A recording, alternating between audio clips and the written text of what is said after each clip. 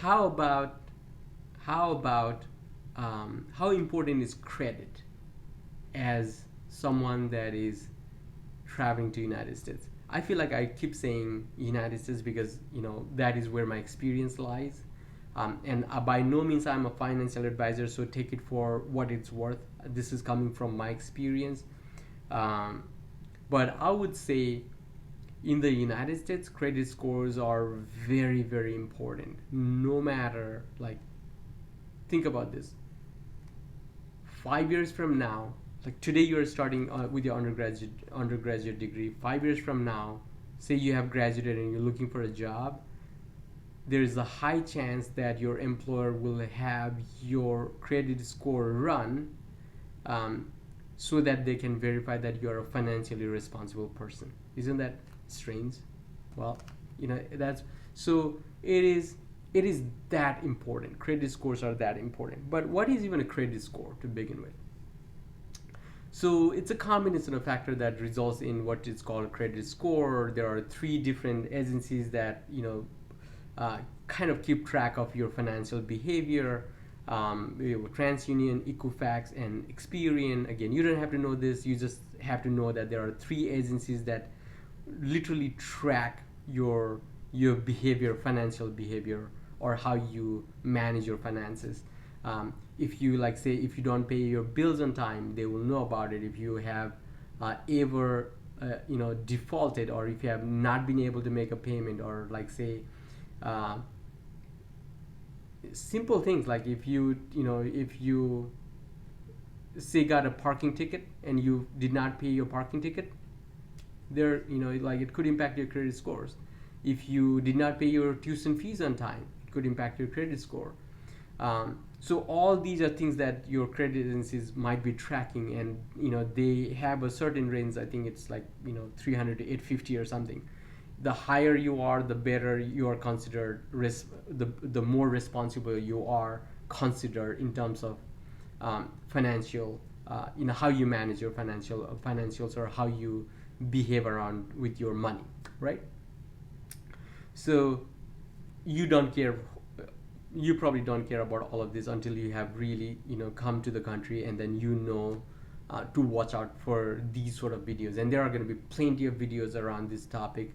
I want to focus more on, you just arrived in the United States. What is it that you can do to help start building your credit score right from the get-go, right from day one?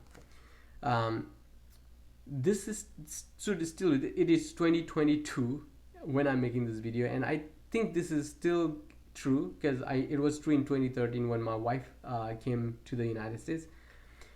So you should be able to. Nobody's like, hardly anybody is gonna trust you to give you a credit card, even though you may have good credit card in your own country. It's gonna be hard to get a credit score once you arrive here. Now, I have known a few people that have been abroad somewhere in like the UK or some other places where credit may be a good practice. So I have, um, in certain countries, maybe the credit agencies here maybe monitor the credit score there as well. So you might end up with good credit score right from the get-go, but for the most part, or for the most of you, that may not be the case. So if that is the case, one thing that you can do is, first off, you will need to open some sort of bank account, because obviously you want to do banking in the United States. So when you open your checking or saving account with the bank, go ahead and ask them if they offer a secure credit card or secure credit. What that means is, essentially, there must be a program within that bank, um, that allows you to deposit a certain amount of money. So, like, say you deposit $2,500 in that secure credit account, and then they will issue you a credit card, but your credit limit is going to be that $2,500 that you put deposit on, right? I know it's weird. It's your own money, but you're using it as though it's a credit. But it's also very important that setup is there, because now what you can do is you can use that credit card that is associated with that your own money, but it's consider that gone for the next couple years until you build your credit history, and then you can do stuff with it.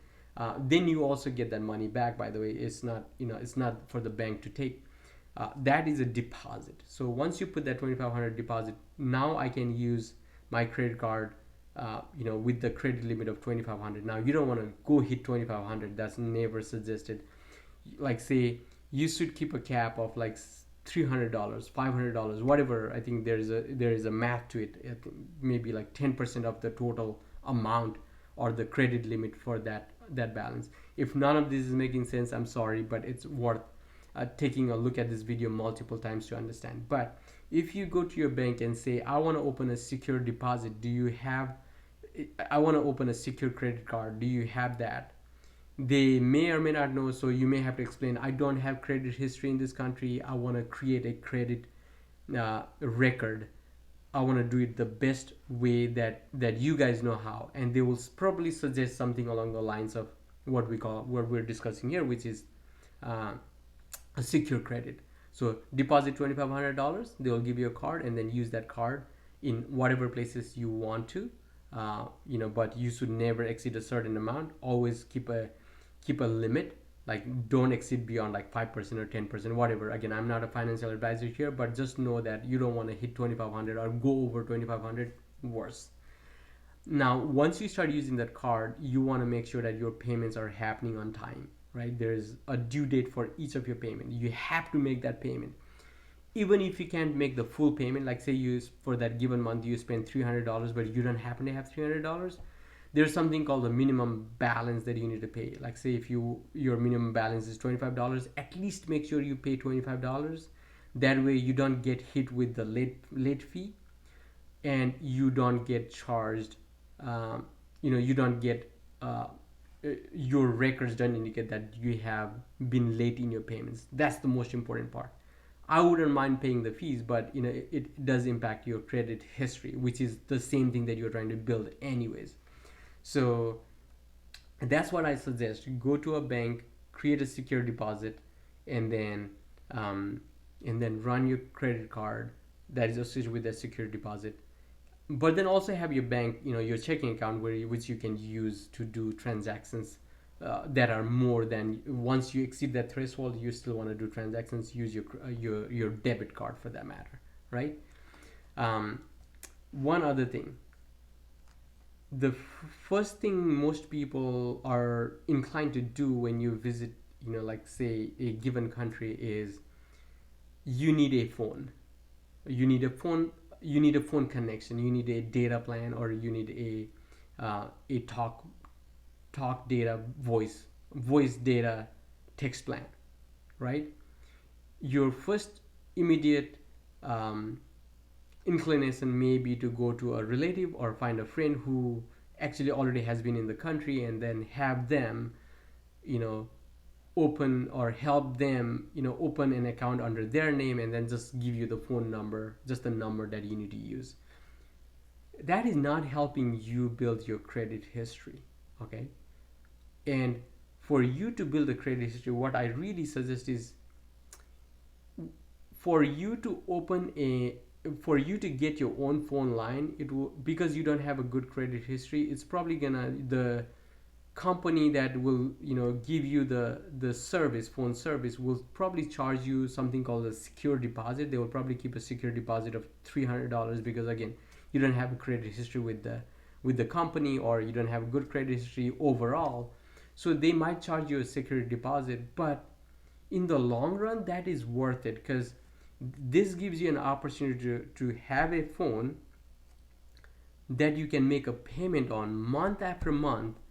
Being very disciplined and making a payment will actually help you build a credit history. The same thing with, like say if you are renting a property, make your payments on time. Make sure that you can rent on your own. A little harder to get a rent on your own because you're new to a country, and your renter may not trust you to rent. But nonetheless, if there is a like electricity that you need to pay, install in the house, or if you want electricity or trash services in the house that you are on, and you're sharing with a bunch of your roommates, just raise your hand and say, hey, can this electricity service be under my name? These are called utilities, by the way. So that way the account will be under your name and you will have the opportunity to make payments on time, and that will again help you build your credit history. And the way credit system works, the longer you have a credit history in the United States or with the credit agencies that I talked about, the better you are.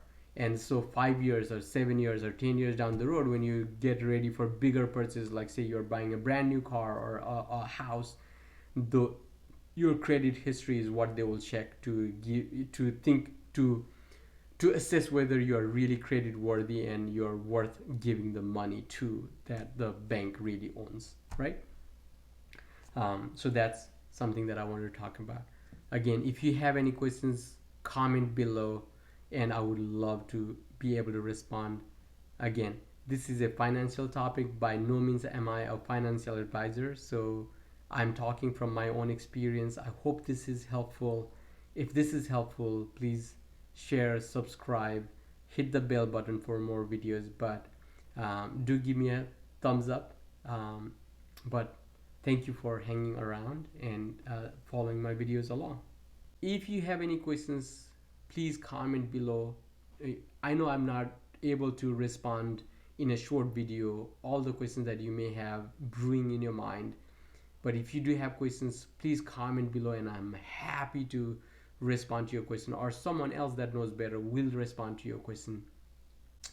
And if you like the sort of video that is being produced here, please let me know by commenting below or giving me a thumbs up or sharing the video. And hit that bell button, please. Subscribe and hit that bell button, please, because I want you to be notified when I post videos like this. So I know you guys are taking a leap of faith here by trying to go to a new country, and good luck to you. I've been there, done that. So I wish you all the best. But in the meantime, please take care of yourself. Please stay healthy and safe, and we will see you in the next video.